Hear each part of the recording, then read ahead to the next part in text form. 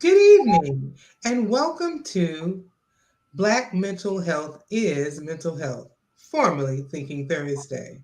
I'm your host, Bronwyn Lucas, and we have some guests that I can't wait to introduce in just a little bit. Tonight's topic is child abuse.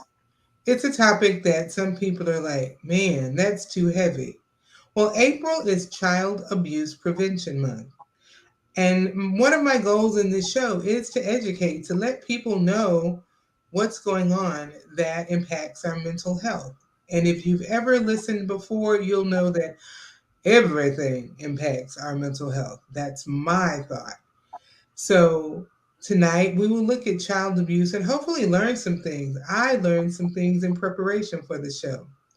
But before we begin, as always, we're going to take some deep breaths in. If you've never been here before, you may not understand why it's important. So let me tell you. We take the deep breaths in to allow oxygen to flow through our body, through our brain, and help us decompress. You may have had an excellent day, you may have had a crazy day, you may have had just a day.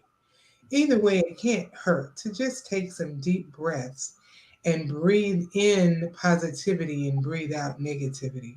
Mhm. So here's what I want you to do, especially if you've never done it before with us. I want you to put your hands on your stomach. And when I say breathe in, I will count to four very slowly. And in the time that I'm counting to four, you'll breathe in. When I say breathe out, I'll count to four as well. And you'll have the opportunity to breathe out. You're going to breathe in slowly and breathe out slowly. And let's see how you feel when it's done. You're going to breathe in so deeply that you'll feel your stomach expanding because you're breathing in all from the top all the way to the bottom of your lungs. So let's try it. Breathe in, two, three, four, out, two, three, four, in, two, three, four, out, two, three, four. One more in, two, three, four, out, two, three, four. So hopefully that gave you a bit of a woosah moment as we get ready to get started. Now, I will give you a little heads up. Darla Gooden, one of our guests, is having some technical difficulties. And if you've ever been on the internet before, you Yes. know technical difficulties are a possibility. And it's not much you can do about it, but work your way through it. So, as we are going through, she is working her way through some technical difficulties, but we're going to persevere and fight on. So I'm going to start with my introductions. Linda, tell us, and you've been here before, but tell Yes, us who ma'am. you are. Why is this topic important to you? Why do you even want to talk about it? And something unique about yourself. Well, thank you, Bronwyn. My name is Linda Henderson, and I am a former retired employee of Children's Protective Services here in Houston, Harris County, for my 30th year with the agency. And the reason I wanted to work for Children's Protective Services is that I had a real love for the family and the community, and I wanted to see us make some positive changes in regards to how we discipline our children, how we report. And I wanted our agency to also be held accountable, to be transparent, to work closer with the families. And something unique about myself, I love the water. So I go fishing quite a bit down in Galveston Bay or Wharton. And I just find it very relaxing to hear the ocean breeze and the water. That is one we share. Just going to Galveston. That's one of the biggest things I miss about Houston. And I tell people Hmm. who are not from here and they go to Galveston, that's not a pretty beach. I said, we can say it's not a pretty beach. We know that, but it's ours. Yes, And our we love it. yes. I am coming to Houston in June, and I'm Oh, planning to spend a day and night in Galveston just hmm. at the beach. So I'm Yes, looking forward to that beach time. yes, It yes. looks like Darla is off, but hopefully she will come back in. And as we say, the show must go on. I'm not even sure if we are. I'm looking at my YouTube feed, I mean, my Facebook feed. I don't see it. There it is. I do see it. So we are live on Facebook Okay, and great. we should be live on YouTube as well. So, Linda, it is Child Abuse Prevention Month, and you've worked with CPS. And one of the things you educated me on, there are 8 different kinds of abuse. That's a lot. That's When it we is a lot. generally think child abuse, we think of physical abuse. Um, I want you to tell us, okay, talk about going and define. Let's start with physical abuse because we all think we know, but you probably have information on that we don't even have. So I'm going to get you, I'll just kind of skip around and ask you to talk about the different kinds of abuse. So, what is physical abuse? What does that entail? Well, it's actually the physical injury that results in substantial harm to a child, or even the threat of physical abuse of a child can also be reported to the agency. And as we go through the different types of abuse and neglect, know that even if you suspect it and haven't seen it, but you suspect it, it's best to report it. Well, in the African American community, we still spank our children, whip our children. Where's the line between spanking, whipping, and abuse? Well, understand in the state of Texas, it is not against the law to use physical discipline on a child. Where it crosses the line is where you leave significant injury to the child that inhibits the child from being able to perform their normal duties or their emotional substantial abuse can be emotionally abusing to a child as well. So if there is significant injury, a spanking on the behind and leaving a bruise or two, those things can be evaluated and are usually ruled out. But when you have significant bruising to the head, to the chest, to the genitalia, and that's a part of physical abuse, we have to talk about it. That's when a parent has crossed the line and it's reported to CPS, and understand all investigations are coincided with law enforcement for criminal charges. So we work hand in hand together. Hmm. Um, so what is sexual abuse? Okay. It's any kind of a contact that is harmful to a child, that is sexually explicit. It can damage their emotional, mental, and physical well being. It's the actual touching or actual sex behavior towards a child. How prevalent is physical and sexual abuse? Well, believe it or not, neglectful supervision of a child is the number one reported abuse of a child. Sexual abuse is very prevalent because we will get into sex trafficking because there's a lot of money made out of it. So there is a lot of sexual abuse, and understand that at one point, Houston, Harris County was one of the number one advocates for sex trafficking and prostitution in the United States. Oh, wow. Before we go to that, since you mentioned neglectful supervision, Yes. what's that? What does that entail? Well, it's placing a child in a situation in which they have to take care of themselves without proper supervision. Mm-hmm. And this often happens a lot when school is out because parents are working and they don't have significant or substantial childcare. So they will leave children at home and they're not old enough to fend or take care of themselves. And so that is what would be called neglectful supervision. Now, understand, a child that's 15 or so, they can stay at home, for several hours And if they're a responsible child at 15 or 16, they might even have an overnight, depending on their maturity. But a Mm. child that is elementary age should not be taking care of a child that is elementary age or younger. And because too many things can happen.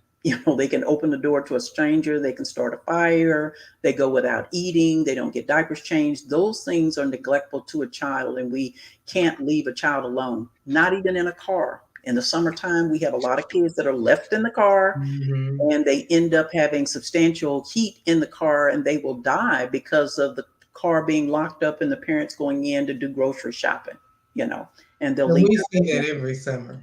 We actually had an incident here a couple of days ago in which a man found a couple of children in car seats in a car. The father was inside the grocery store, and when he came out, the man mentioned it to him and he shot at him for mentioning it. What? Shot at him for mentioning that he had left his. He said, "You left your kids in the car." The man got so angry, he pulled out a gun and shot at the guy for just Oh, bringing it that's up. crazy. Yeah, What was the temperature that day? it was pretty warm. Houston has high humidity, so it doesn't take long. You Mm-hmm. can be in a car 5 minutes and it can reach 90 and over 100 degrees quickly. So it doesn't take long, and it was pretty warm. But he had left the car on with the AC. But we have people that steal children. They'll break out a window. It's easy to do, or take the kids, or the kids will take the car and put it in reverse and the car will take off. So you just can't leave children 8 and under. It's against the law in a car alone or with siblings of that age. That's logical.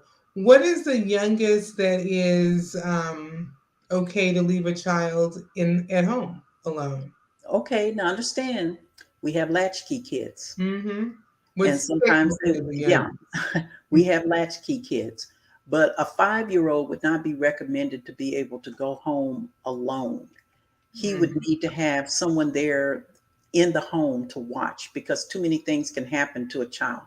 But certain times, a child age 9 and above that are latchkey Mhm. kids, if they are responsible, and parents will, kind of minimize what a child's behavior is, and they can't be left at home. But if you know that they're cooking and turning the fire on, those kind of things should not be left with a 9-year-old even in the home alone. They might be able to microwave a sandwich or microwave a meal or something, maybe, but a 9-year-old can be a latchkey kid and come home. And if he has emergency numbers and someone in the neighborhood, maybe he can call that there was emergency or 911. That would be considered okay, depending on his maturity level, he or she's maturity level. Mm. Mm-hmm. Um, Going back to um, you mentioned something about when we're talking about sexual abuse. Hmm. I just forgot the term, trafficking. Yes. And we're going to get to the eight, but I want to get everything out there. How does Mhm. child abuse relate to human trafficking? Trafficking is a little higher level in that there are benefits that are being um, produced because you have a child or a minor teenager or child that's interacting in some type of sexual exploitation for profit.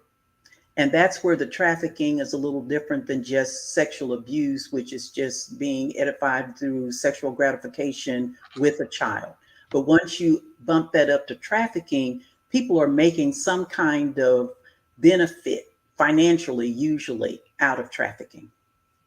Mm, wow. And then what's the youngest age that you're aware of that was tracked? Trafficked, Mm-hmm. well, in my experience, they've usually been teenagers, or because it's easier to prostitute a child that's a teenager because of some of their understanding. But the youngest that I've ever seen sexually abused was an infant. You Mm-hmm. know, I actually had a high profile case in which a 3-year old actually died from continued sexual abuse by her cousin, who was a teenager, and he was being sexually abused by his older brother, who was HIV positive. It was just a really horrific, uh, incestuous family.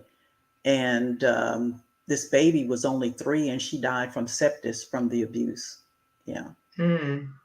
How common is it that you see the abuse within families, specifically the sexual abuse?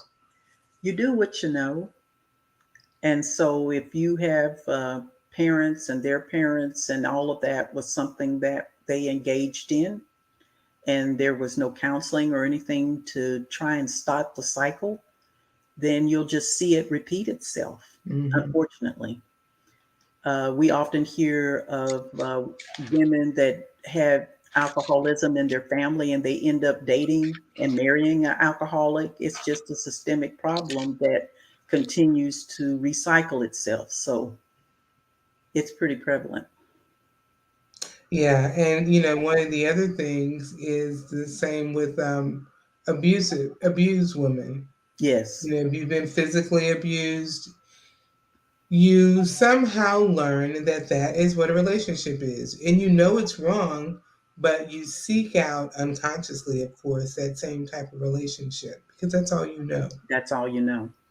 Um, Tell us about emotional abuse.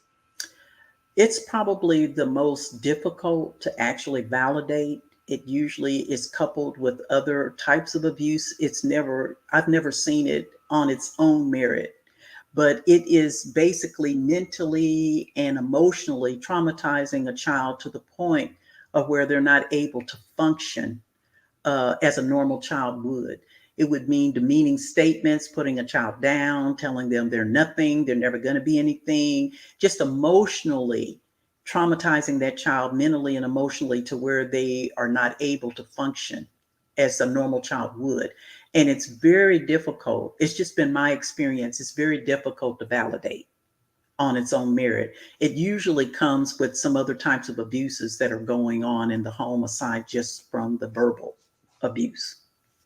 And some of the things I've seen, it can be pretty severe. I was thinking of a case I knew years ago where the mother was the emotional abuser, Mm-hmm. and it got really heated. I was a counselor in elementary school, and this was a pretty one of those nice little lovey-dovey elementary schools, and I mean that definitely in a positive way. Mm-hmm. So in the mornings, the teacher aides and teachers would open the door for the child to get out and, welcome them to the school and greet the parent. When a parent tells a second grader, hurry up and get out of the effing car, you know it's a problem. Mm-hmm. Now, the teacher aide who was on duty, this was just one of her babies. And you do have your favorites. Some of them just touch your heart and you just love them. She was ready to jump in the car. Mm-hmm. you know. But it was the mother. And so if a mother would say that with adults present, with school personnel present, whether you know if it's an aide, teacher, it doesn't matter. It's school personnel Right. who are all mandatory reporters. So that was all kinds of red flags for us. Because if you're Mm-hmm. saying that in the presence of other adults, what are you doing at home? And other things happened, and it ended up being a CPS case. Mm-hmm. Yeah. It's Um, usually other things that follow behind just the mhm, verbal abuse because a lot of parents are cursing and they're watching television programs that have language that's a little stronger than what a child should be exposed to. But mhm, in and of itself, it's very difficult to validate whether or not there is enough going on with that verbal that is causing that child such harm. We might find out that she's or he is the father or the mother is abusing that child physically along with the cursing, and then we can tie the two together and say, listen, mhm. this is what we found. Yeah. Right. But it definitely can be an open door. Oh, there's no doubt that Yeah. it can be very difficult for a child to live in an environment in which they are thought less than, you know, an animal, so to speak. They are treated Hmm. so poorly. And it can be traumatizing, especially when they become teenagers, because then they find their outlets in drugs or alcohol or sexual exploitation. Those things they're more vulnerable to when they've been put down for so many Right. years. Yes. It definitely leads to that. On our list was refusal to accept parental responsibility. And for those of you listening, I have a list of the 8 things that are considered child abuse. What in the world is that? We use the acronym RAPPER uh, at CPS because it is such a long term, but it's actually the failure for the parent or the person in charge of that child to take on the responsible child care that will sustain the life and the health of that child. We often see this in teenagers where parents just get so frustrated that they just come and drop the kids off, or they'll call us and tell us to come pick up their child. Mhm. CPS never goes and just picks up a child. We have to have some actual Mhm. substantial abuse and neglect going on before we would intervene and take a child into custody. But often we've had parents that have children in a mental health facility and they won't go back when they're upon discharge. And that would be a wrapper refusal to accept parental responsibility. And then we get that call, and then we have to go out and pick up the child and take them into custody. Can you bring charges or charges brought Oh, up against the absolutely. parent? As I said, every case that goes to CPS, a copy of that same case goes to law enforcement child abuse unit. And they have a specific unit for sex and labor trafficking, in which we work a little more closely, and on sexual abuse cases as well for criminal charges. But any of these cases, criminal charges can be brought to the threshold of arrest and trial. So parents need to be aware that just because you abuse a child, you're not just getting a college kid out there to investigate and then that case is closed. Any of these cases can be opened by law enforcement for criminal charges. So if a parent has, because I'm seeing this more than more, thinking about my practice, let's say if a parent is a teenager, 16, 17 years old, Mm-hmm. and they are extremely acting out, and the parent has no control.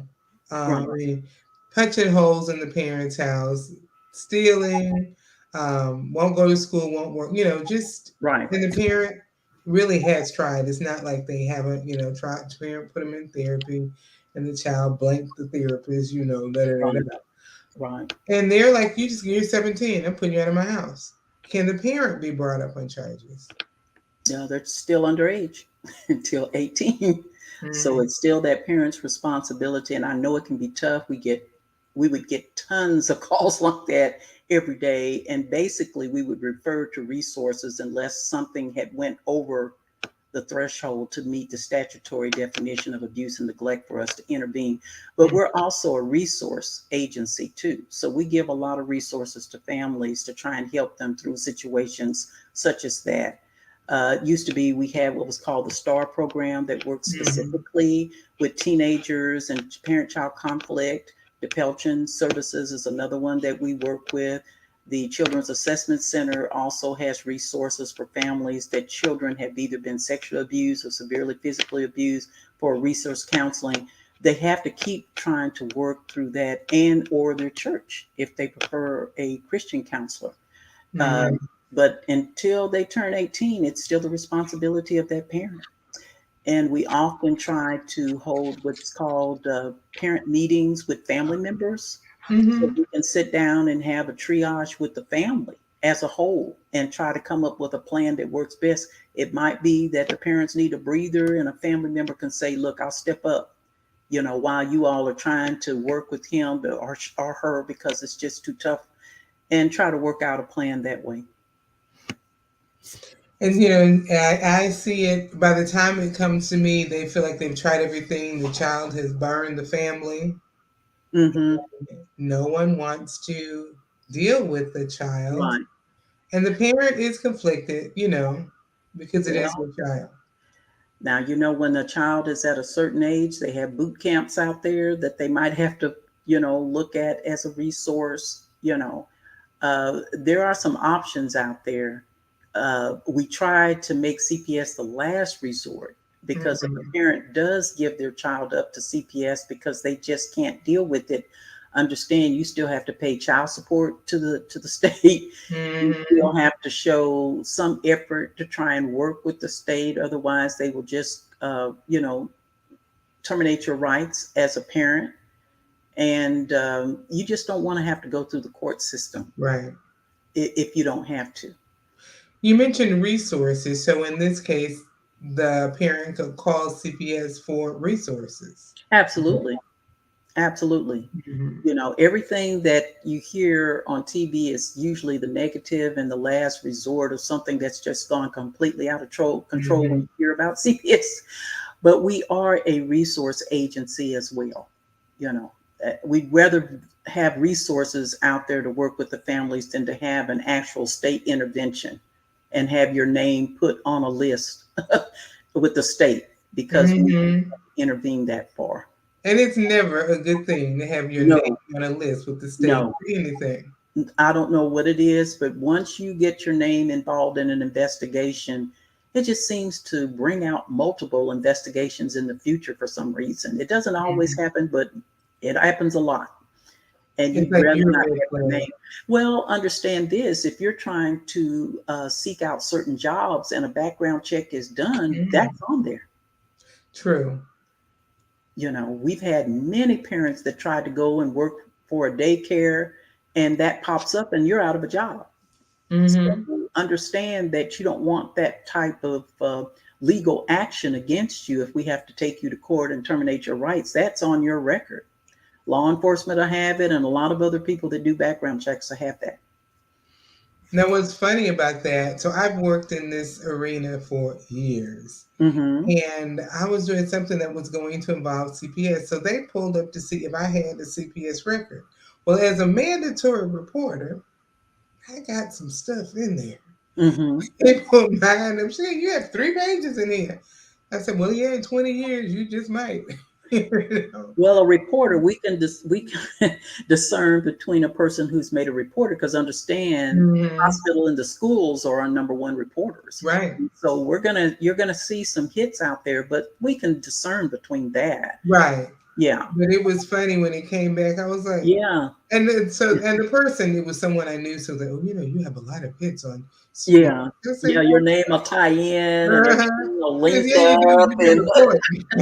yeah. As a mandatory, and I am slow to report. I am too. I think in Very all the judicious. years, maybe once I've had to report. In You know, some of the situations, I was forced to because of where I was working. right? One situation, I was a fifth grade boy. His mom did go too far. Yeah, However, this little darling was starting to dabble in gang activity and came home at 10 o'clock at night. yeah, She lost it. And yeah. I understood. I really did. I understood her. I was a Right, teacher.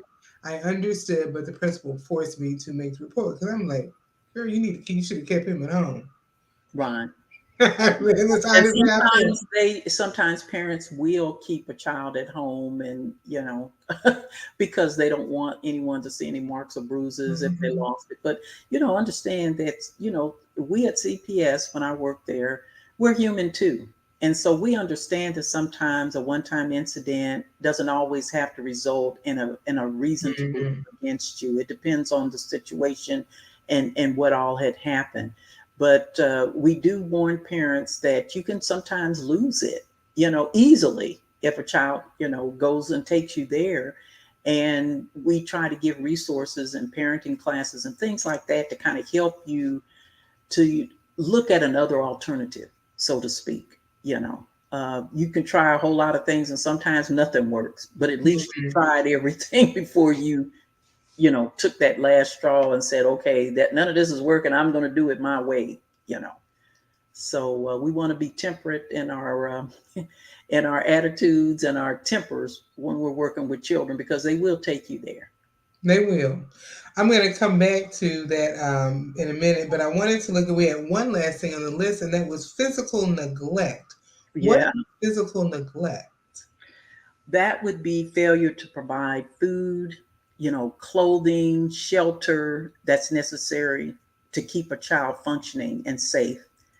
And I can tell you here in Houston, because this is the only place my mom worked in social services in Kansas City, Kansas, and it's ironic that I ended up having that same love and passion of wanting to work with families. And I have seen just out of poverty, folks that have lived in some pretty horrendous situations, you know.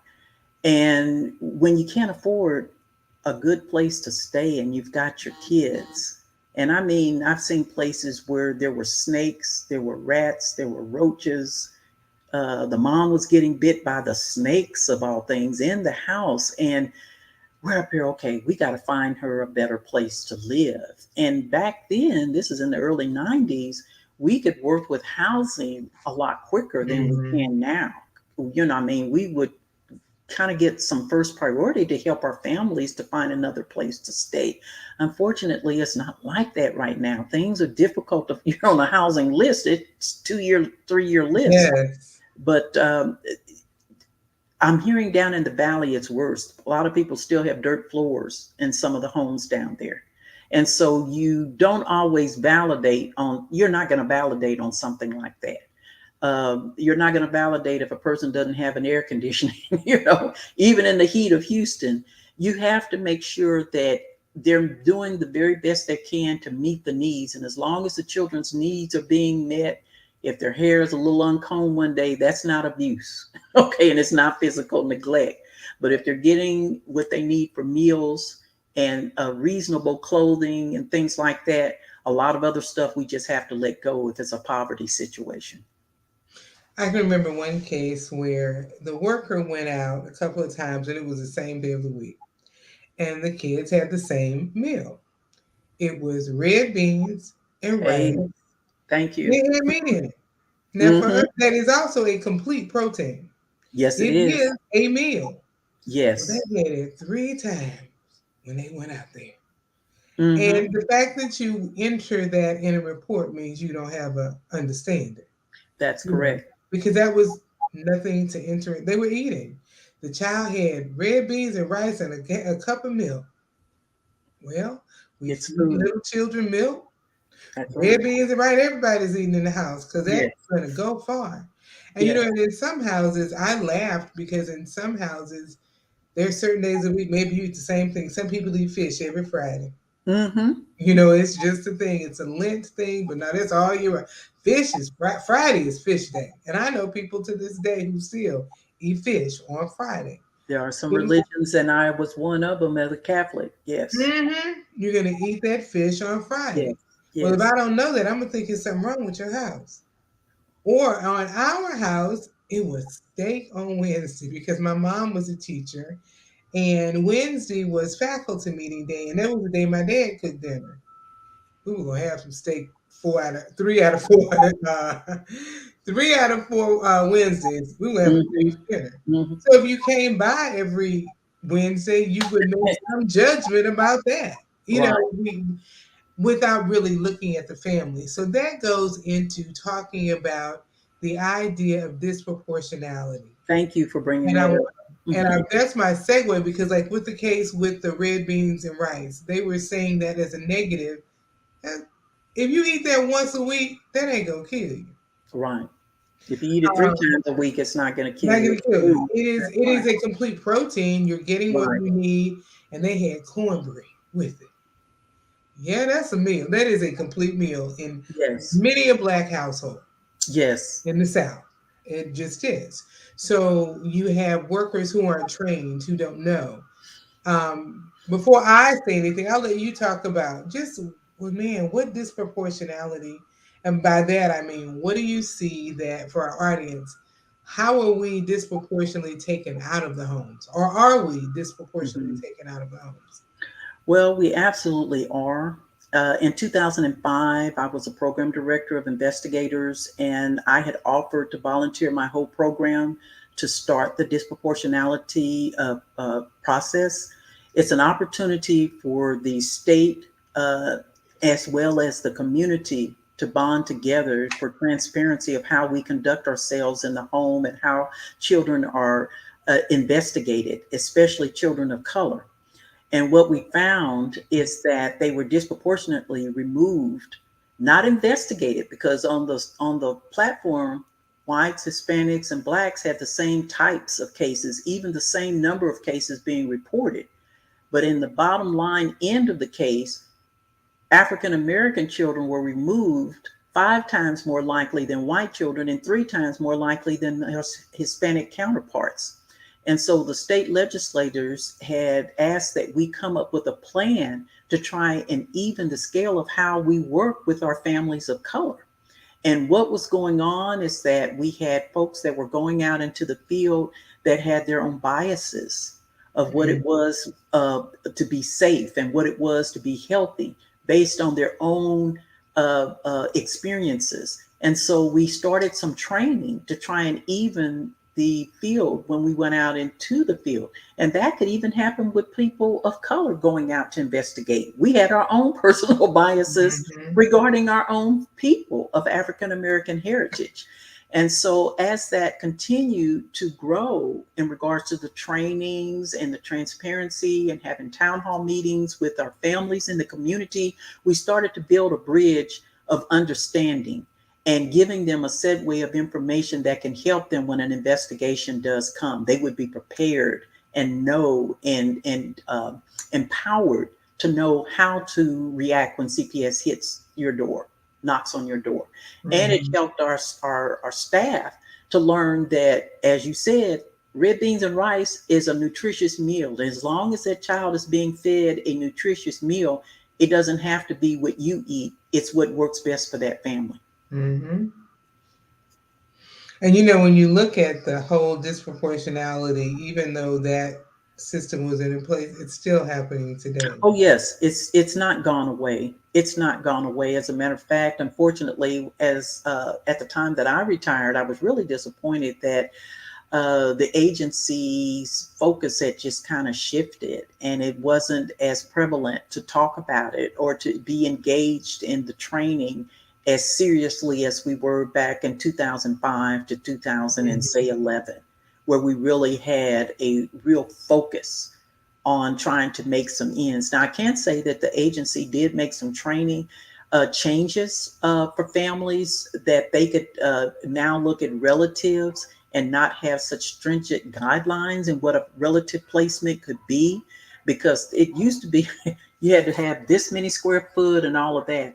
And now we've kind of looked at and have expanded where families can actually take on the care of their relatives and not have these stringent guidelines that would prevent them from doing it. How many people do you know in the inner city that don't have at least one person that's been arrested? I mean, if you Mhm. start knocking all of those families out, you're going to have very few families that are going to have Mhm. relatives to place their kids with. And that means they come into the state system and they stay there for a long time, sometimes Mhm. until they age out of care. So it's better for families to have those kids in the community and being raised by family members and keeping a hold of their heritage and their background than to have them raised by a state system because we're horrible parents. We Right. really, The state was not meant to be a parent. yes, yes, And sometimes you see that the issue really is poverty. So, that's why, and the whole red beans and rights thing, I keep going back to that was a poverty issue. yes, But the home was clean. And they even commented it was a clean home. But I forgot what brought, there was someone in the family who was using drugs. right, Um, but the home was clean. right. But it was listed as neglect because they weren't feeding them properly. Yeah. Well, and the word is properly. What is properly? Right. What, Define what that does for that them. mean? Yeah. And another way I looked at it, but you know what? It was a cooked meal. It wasn't a fast food, which you don't know what's in, which is so much more unhealthy. I'd rather have someone have um, red beans and rice with a glass of milk at Yeah. age 3 than McDonald's if I came by 3 times. Right. But even if they had McDonald's, if they could only afford a Happy Meal and it's Mm-hmm. $4.38 or whatever it is, You it's feed still a them. meal. It's Yes, still a you feed meal, them. and they're being fed. And I would never want to remove a child over something like that. But But that by it being listed, it was one of the right. issues they had. Yeah.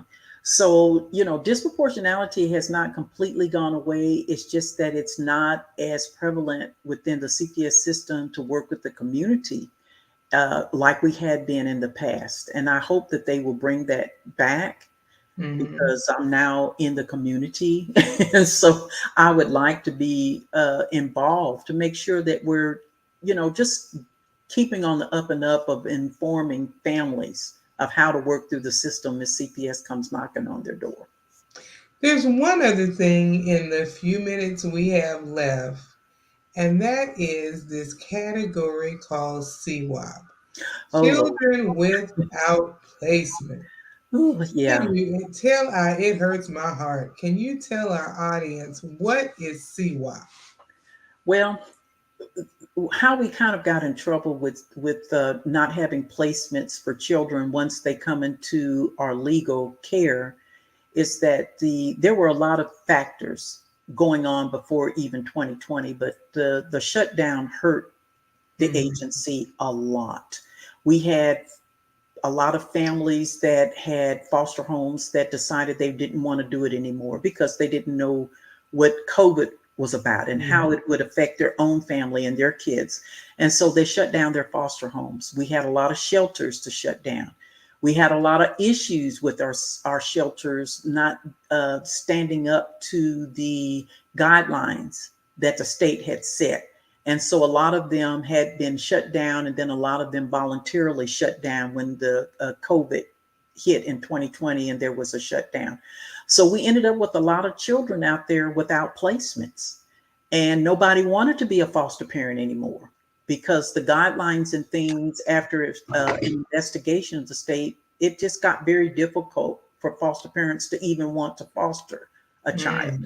Things are loosening up a little bit. And one thing I was talking with one of your sister and my cohort, Sister Mama Sonia, about was that understand a child has to agree to the placement. So if you have a teenager, a lot of people don't know that the child has to agree to go where you're trying to place them. And if they refuse to go, they're without a placement. And then our hands are like tied trying to find a place that they approve of. So, say for instance, you have a teenager out there that wants to be out there Hmm. and they know they can come back to our Chimney Rock Center, which is kind of our standard hub place for shelter placements. And then we send them to other places, they'll come there for a meal, they'll come there for a shower, and then they walk right out the door, and we cannot stop them. Well, so they've been removed. What happens to them if they just decide, I don't want to be here, I'm gone? Yeah, What they happens? walk out. They can leave because we cannot physically restrain any child, Right. and so they can leave and walk out the door. We still have custody of them. We go to court. We let the courts know, and they'll give us an extension while we're trying to find the child. And if they come back because they want a meal and a shower, they'll come, stay a couple of days, and then they walk out the door again. They have to want to agree to where we want to place them. So if we have a foster family that's saying, yeah, we'll take them, but say they live out way out in Grand Parkway area, you can't get to the city and see your homeboys and things if you're way out there. How are you going to get there? So they refuse that placement. And so then we have to start the process over again. Okay, where are we going to put them? We put them in a temporary shelter. They stay, they leave. It's a horrible revolving door. It really is. But the state is in a bind right now because we have had a lot of loss of placements out there, shelters, foster homes. The pandemic really hurt a lot. Now that's news to me that they can say, I don't want to be here. So Absolutely. then now I understand sometimes they're, for lack of a better term, warehoused at hotels and different places. Yes. We when we ran out of placements for some of these children and they didn't want to go, then we had some partners, community partners that would open up some of their old dorms or a. I would never want to have a child in a hotel, Lord help. But if we don't have placements out there, we had to do the very best that we could to find them some place to stay and have a warm, safe place to stay. And the staff are never alone; they're partnered, with other folks so that they, um, for their own security's sake, they have another staff person with them, so they're not alone with that child. But that's the best that we've been able to do. If you have no placements, what are you going to do? You surely can't put them out on the street, although they're free to go when they want. But um, we had to house them somewhere until we could find a placement. It's a difficult situation. It really is, and it's Yeah. not just in Harris County. It's all through the Oh, state of yes. Texas, and it's not just through the state of Texas. It's across the United States. Everybody is having the Hmm. same kind of issues. And unfortunately, for some kids, they are worse off in CPS custody than they were at home. That's absolutely true. As I said, the Leave It to Beaver families are hard to find now, but there are some out there. And it's unfortunate that a lot of children just don't get adopted. They end up aging out of care. And as they get older, they don't want to stay in a particular place, or that foster home may shut down, and they will get shuffled and shuffled and shuffled between placements. And it's a horrible situation to be in. It is. We have come to the end of our time. It went quickly. And I do want to thank you for coming on. I hate our other guests couldn't come on, but Linda is always a trooper. And Linda and I can talk about child abuse, Oh my trying goodness. to educate people about child abuse for a long time. So it's not hard. But as I said, tonight's program was all about educating everyone about child abuse because people, how many of you out there even knew about the 8 different kinds of child abuse, 8 different areas that CPS looks at, understanding about CWAP kids, children without placement, just understanding the ins and outs. So, as I always end with a call to action, what I want to say is be aware of what child abuse is. If you think you see it, intervene. You may not have to automatically call child CPS, but do something and don't just say, I think it's a problem. Maybe your help is to go and offer help to that family. Yes. Maybe it's just a stressed out parent. Maybe they need you to just say, you know what? Let me take the kids. We can go to McDonald's. Let me take the kids out to eat, and you take a moment and you talk to both of them. So take time. Number two, educate yourself on abuse so that you're aware, and maybe you can not just be the advocate in that way, but be somehow there are ways to volunteer in the system and help. We'll have a whole nother time when we talk about CASA workers and the need for us as CASA workers, people that look Yes. like us. Yes. And lastly, as always, be an educated voter. We're in a new education season. Early voting started Monday, I believe. Hmm. Depending on where you are in Texas, there's some different things on the ballot. If you go to vote911.org, you can put in your zip code and find your exact ballot. The things that are happening with our kids in CPS system are impacted by how you vote and who you vote in. Yes. So be that educated voter. Linda, in the under a minute we have left, is there anything you'd like to say? Well, we didn't give the child abuse hotline number. It's 1 800 252 5400. You can call to report child abuse, adult abuse, and child care licensing abuse at that same number. So if you call and you have questions, that's the resource for you. Understand, we are a resource agency too. We don't just take kids away. We try to prevent that at all costs to try and help families stay together, and we provide resources. What was that number one more time? It's 1 800 252 5400. Well, I want to thank you for taking time out of your schedule to join us and help educate our audience tonight. And just so you'll know, all of our listeners, we will be on hiatus next week. I am going to practice what I preach. I'm taking a vacation. I'm going to go and practice self care and just enjoy a week off from every job I have. Well deserved. Try to be Jamaican, as they say, and have 4 or 5 jobs, Yes. None of them are going to get work next week. So Uh-huh. I will see you guys in 2 weeks. Thanks so much.